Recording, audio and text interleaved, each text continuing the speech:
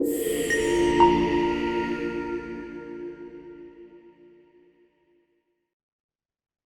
we have our tasks here that we brought in from the template, the revenue, the cost budget, the balances, any commitments that we'll make, and I'll show you an example where that has commitments. So let's go ahead and activate this project, which means we're ready to start. You notice now we can complete it or run project billing, and let's go ahead and activate the task in this case. So for this purpose, I'm going to go ahead and show this is progress billing. I'm going to assume, okay, we've made some progress. We're 35% of the way done. You'll notice once I save this, you see here pending invoice amount right now is 0. Once I save this, here we go, 64.75. I can go ahead and run the project billing on this. Depends on how we have it set up. We can either do a pro forma invoice that gets created ahead of time or direct to invoice. In this case, I've got it set up so that pro formas are being created.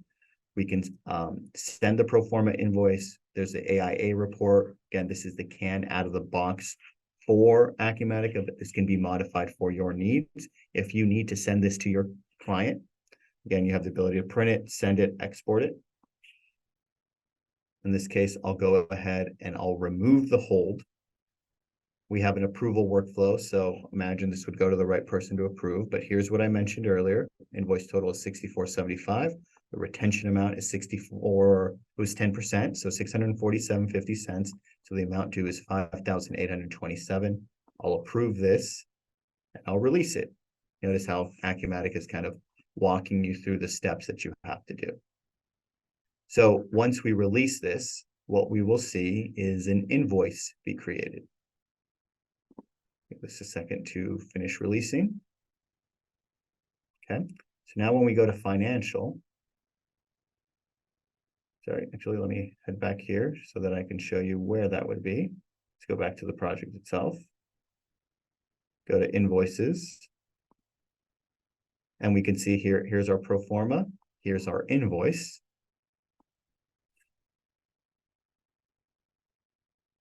And our invoice must also be released as well. So we'll go ahead and release it, which will now have the GL impact. So once this is released, I'll go to financials and we can look at the GL impact, the journal entry that's created.